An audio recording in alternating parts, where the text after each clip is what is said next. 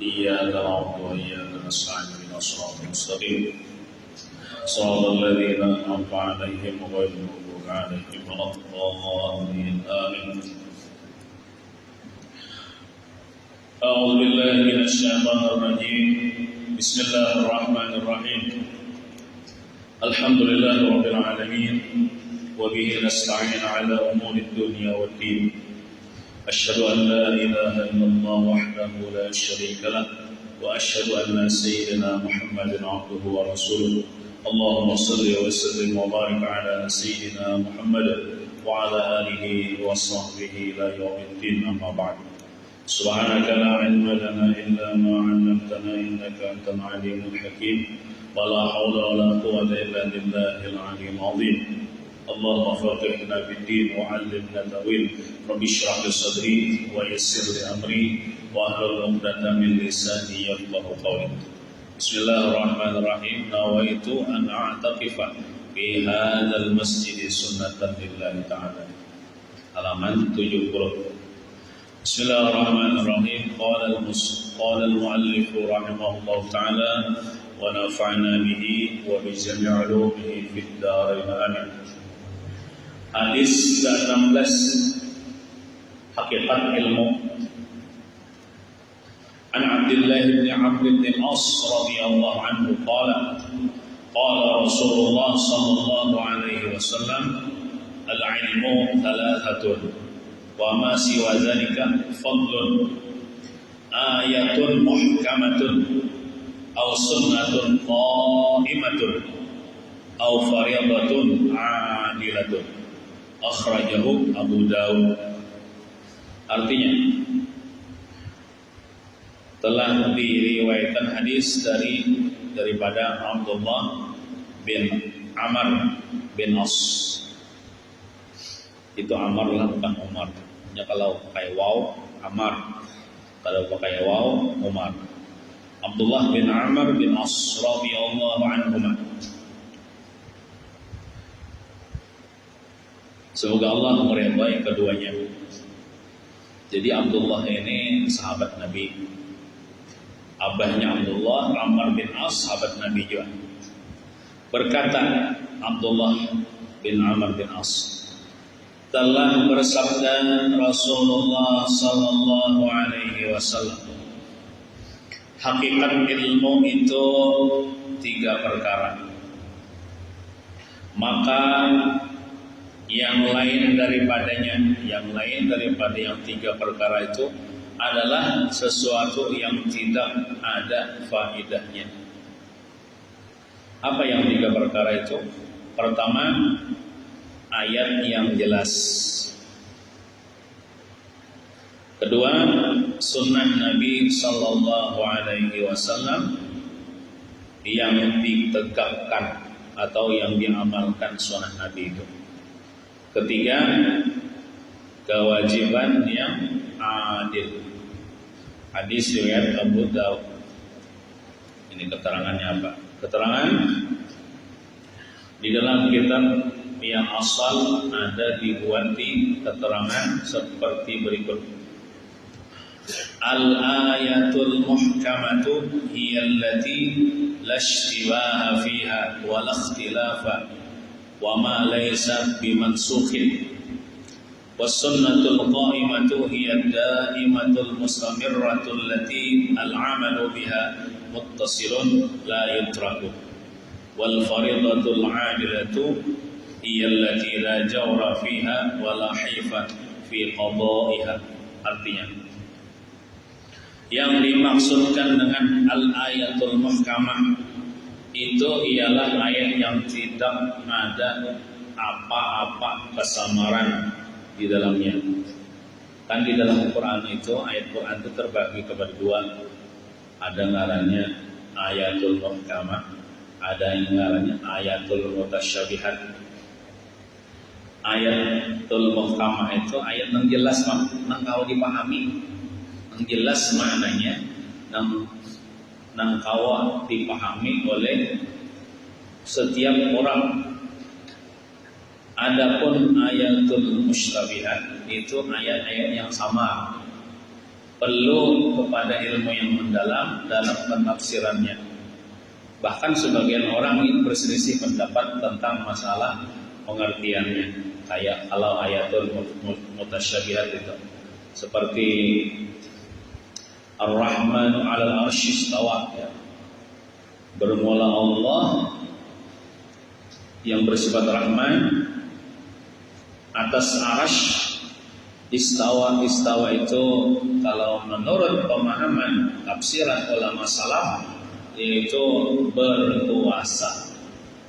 Berkuasa. Nah, itu kan ada sebagian orang, terutama orang-orang yang dalam pemahamannya salah, mereka mentafsirkan itu Allah bertempat di arasy. Padahal dalam ilmu tauhid Allah Ta'ala itu kada berhajat kepada makhluk, kada berhajat kepada tempat. Nah itu contohnya seperti itu Ar-Rahmanu 'ala 'arsy istawa, itu ayatul mutasyabihat. Oleh karena itu kita jangan sembarangan dalam memahami, mengartikan. Perlu kita merujuk kepada pemahaman ulama-ulama salaf dalam mentafsirkan ayatul mutasyabihat itu. Seperti yadullah fawqa aydihim dalam surah Al-Fatah kan. Tangan kalau seadanya aja, tangan Allah di atas tangan mereka. Nah itu padahal kan Allah Ta'ala tuh mustahil bisi tangan kayak macam makhluk. Allah Ta'ala itu ada sama lawan makhluk. Nah jadi merujuk ulang pahaman tafsirnya kepada ulama-ulama salaf yang mana mereka mentafsirkan itu bukan tangan tapi kekuasaan. Kekuasaan Allah melebihi atau di atas kekuasaan mereka itu makhluk. Itu kan contoh-contoh ayatul mutasyabihat, ayat-ayat yang samar, artinya perlu kepada pendalaman dalam mentafsirkannya. Adapun selain ayatul mutasyabihat itu ayatul muhkamat, itu ayat selain mutasyabihat ini jelas saja pahamannya, ada samar-samar lagi dan tidak ada khilaf padanya. Kalau ayatul muhkamah nih ada khilaf antara ulama. Dan juga ia tidak mansukh. Ayatnya itu tidak mansukh. Arti mansukh itu kan hukumnya itu berubahnya ada di antara ayat Quran itu ada nasikh, ada mansukh. Kalau orang belajar betul usul tafsir, belajar itu ada mansukh, ada nasikh. Artinya ada ayat ini merubah ayat yang ini. Ayat ini turun mengubah hukum ayat yang dahulu. Misalnya nah ayat yang dirubah itu namanya ayatul mansukh hukumnya. Adapun tulisannya tetap ada, misalnya dibaca tetap berpahala, cuma hukumnya ada berlaku lagi. Nah, adapun ayatul muhkamah ini ada mansukh. Ada mansukh. Dan yang dimaksudkan dengan as-sunnatul qa'imatuh, sunnah yang itu ialah sunnah yang terus diamalkan. Sunnah yang terus diamalkan tanpa ada henti dan tidak pernah ditinggalkan. Kira-kira ada aja kita penjelasannya kita daripada hadis di sebelah. Dan dimaksudkan dengan al-fariidatul 'adilatu itu ialah kewajiban yang tiada ada kezaliman di dalamnya. Begitu pula tiada ada kesan buruk bila dilaksanakan. Apa jar maksudnya jar? Maksud dari ketiga perkara ini ialah ringkasan daripada segala tujuan pengamalan syariat Islam di atas muka bumi ini. Jadi kalau negara kita boleh menegakkan syariat Islam di negara kita misalnya ya Allah, itu harus Tiga macam itu harus ada. Harus ada. Nah, karena suatu hukum itu tidak tegak kecuali dengan dalil Al-Quran.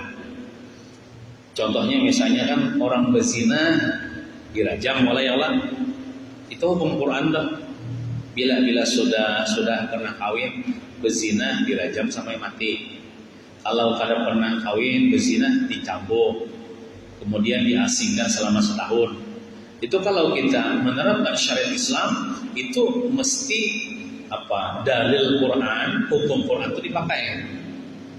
Nah kayak di Aceh rasanya dipakai ya, minum khamar dicambuk, nah itu. Mencuri dipotong tangan, itu. Kalau hendak tegak syariat Islam di permukaan bumi, itu yang pertama itu harus dipakai hukum Allah, hukum Al-Quran, gitu. Yang dengan dalil Al-Quran yang nyata. Artinya kan ilmu itu artinya harus dengan ilmu. Kita hendak menegakkan hukum syariatnya harus dengan ilmu. Ya, sumbernya ilmu yaitu Al-Quran, dalil Al-Quran yang nyata, atau dengan berdasarkan hadis yang kuat yang terhindar dari ingat situ dulu, atau dengan berdasarkan hadis yang kuat. Kan kita nih sumber hukum kita kan bukan Quran hadis, mun kadide di Quran kadide di hadis, mun kadide di hadis jadi di Quran, apalagi dua-duanya ada, di Quran ada dalilnya, di hadis ada dalilnya. Dan ulang ketiga, terhindar dari pelaksanaannya itu dari apa-apa yang dapat menyebabkan kemudaratan. Tentunya kan itu harus dengan keadilan dari Allah, kewajiban yang adil. Artinya hukum itu harus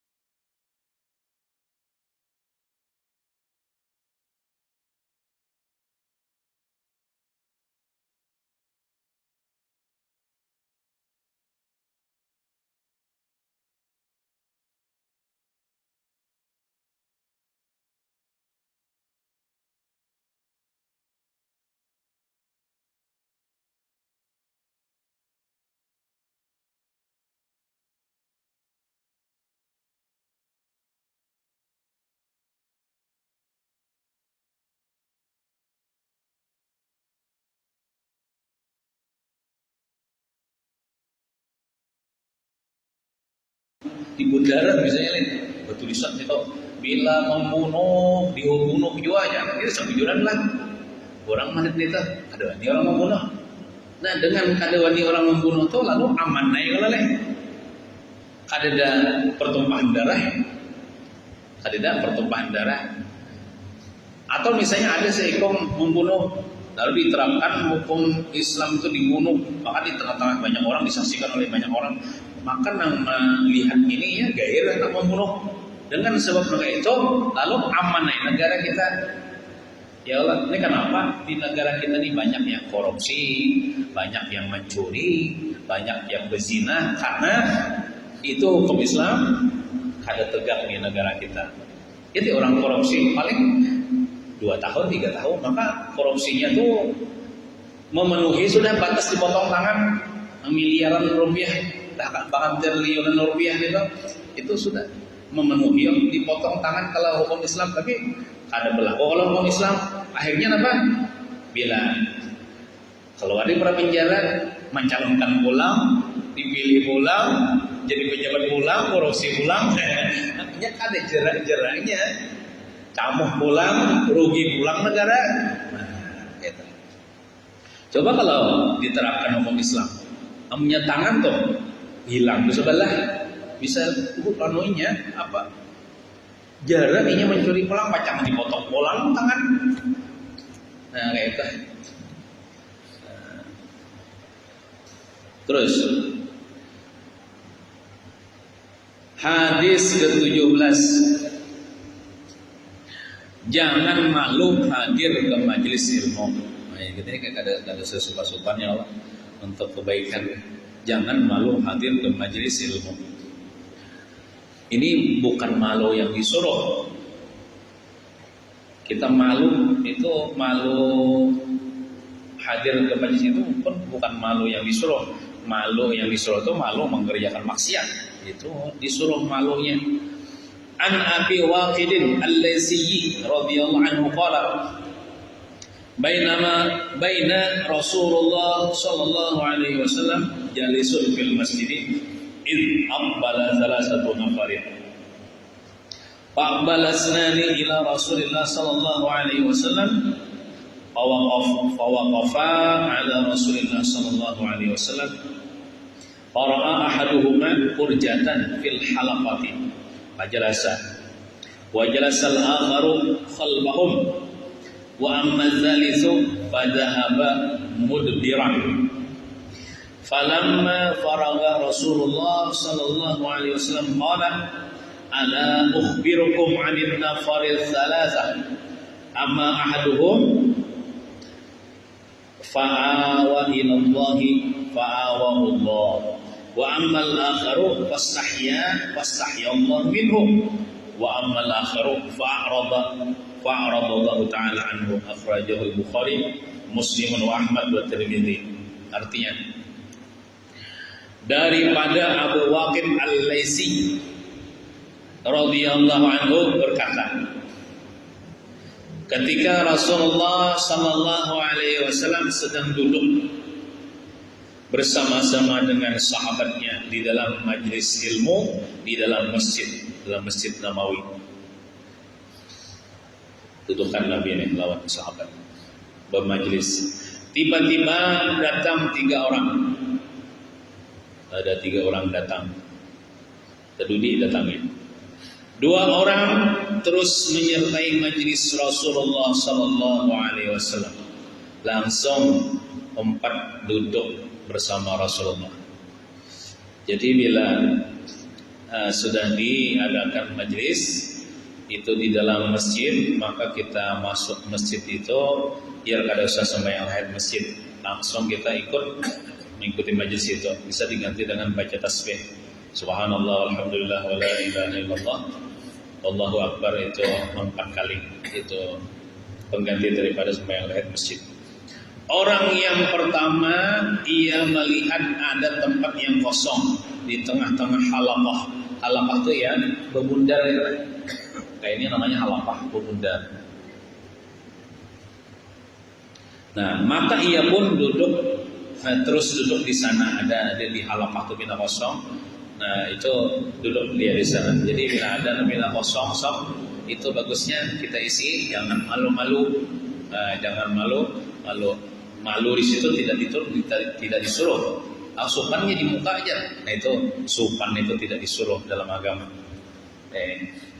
Jadi kita harus mengisi, bukan cuma salat berjamaah, salat pengajian pun kita harus bagus kelihatannya. Bila ada yang kosong kita isi. Maka ia pun terus duduk di sana. Orang yang kedua hanya duduk di belakang majelis. Artinya ada di muka, nonton pemulaan tadinya ke muka, duduk Arab lawan Nabi. Ada orang yang kedua ini agak di belakang majelis. Nah, ada pun orang yang ketiga nih, karena ia melihat orang ramai di masjid nih, maka ia rasa malu Nah ini kurang bagus nih. Masuk ke majelis itu, maka terus ia pergi ke tempat lain.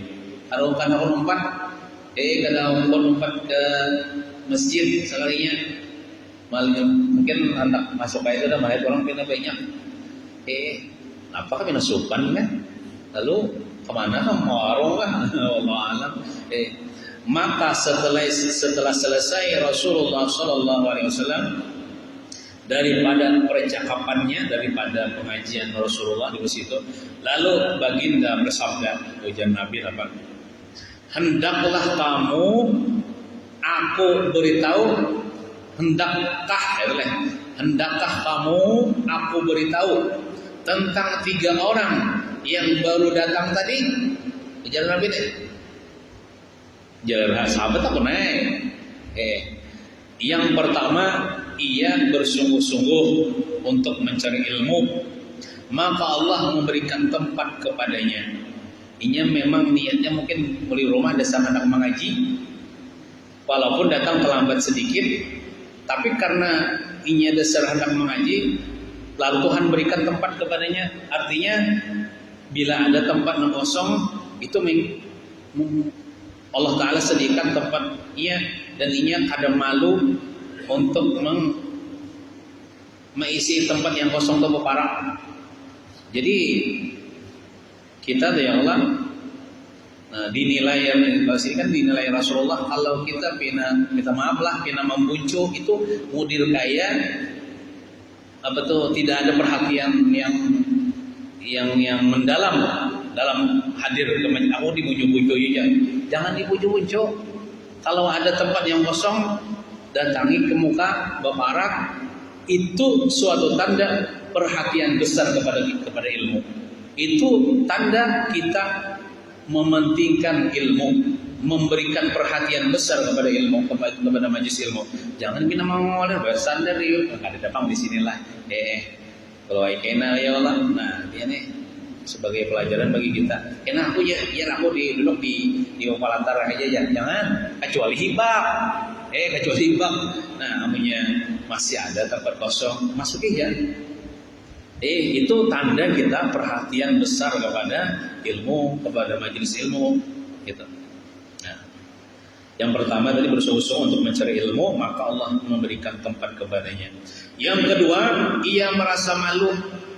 Artinya tidak bersungguh-sungguh bebarangai aku aja, barang aja aku duduk di belakang jar dan bahasa kitanya lah. Itu dia merasa malu, tidak bersungguh-sungguh, maka Allah juga malu daripadanya. Artinya maksud Allah malu, tidak memberinya ilmu yang banyak. Orang itulah contoh kayak sembahyang berjamaah aja tak. Kalau orang sab di muka itu sama lah pahalanya orang sab di belakang, di nomor 2, nomor 3 beda. Orang sab nang di muka itu di belakang imam itu paling banyak pahalanya, paling banyak dapat rahmat, paling afdal. Kayak itu juga sab dalam majelis ilmu, bila parak lawan tukang bacanya banyak juga pahalanya. Jangan dianggap kadar sama lawan sholat berjamaah, sama juga. Nah, maka Allah malu daripada dia tidak memberinya ilmu yang banyak. Apalagi kan misalnya melanggarnya masjidnya kadang pakai mic, mundi buju sana kadang apa tadi guys? Seorang jauh. Tapi kalau parah ya lah. Tapi kalau kita ini gampang ya Allah pakai mic ini nyaring aja. Tapi kalau parah ini apa? Dia mendengar ya apa jelas. Gitu. Cobalah kalau mic-nya tuh mic-nya kan bagus mesin suaranya. Itu pinanya nang di sana-sana tuh ngang aja, ada jelas mic-nya aja. Tapi kalau orang parah, orang penceramahnya, biar kada jelas mic-nya, tapi sini mendengar suara penceramahnya tuh, ya ada juga jelasnya. Nah, contoh tapi alhamdulillah mic kita nih bagus ya Allah. Adapun yang ketiga, orang yang ketiga tadi jadi Nabi, maka ia berpaling dari Allah. Artinya kata aku hadir di majelis ilmu, artinya berpaling daripada rahmat Allah. Yang mana rahmat Allah itu akan diberikan kepada orang yang hadir ke majelis ilmu. Maka Allah pun berpaling juga daripadanya. Artinya ini apa kada akon masuk ke majelis Tuhan, kada memberinya pahala, kada memberinya rahmat. Nah, gitu. Hadis riwayat Imam Bukhari, Muslim, Imam Ahmad dan Imam Tirmizi. Keterangan, orang yang hendak mendapatkan ilmu itu mesti bersungguh-sungguh memberikan perhatian kepada ilmu. Ibaratnya tolak orang yang perhatian kepada ilmu itu, contoh malam ini mulai siang tadi sudah ini berdiam dah. Malam ini jangan hendak mengaji jaga situ jam. Sudah disiapkannya.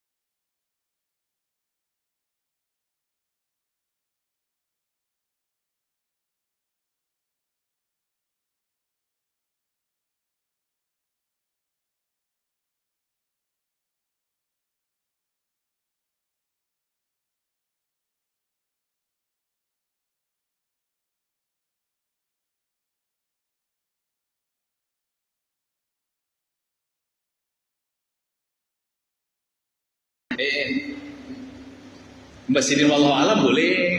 Nang lainnya tadi ada sampai malam pun pemaulidan, malam Senin kan, malam Jumat beburdahan. Lain juga pahalanya. Orang ibaratnya tuh datang tadi kulit dulu. Ibarat orang Boma tuh olehan sedikit jualan.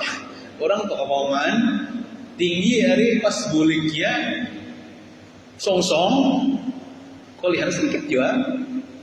Nah, kayak itu ya. Artinya orang itu tergantung perhatiannya atau kesungguhannya dalam perhatiannya kepada ilmu itu.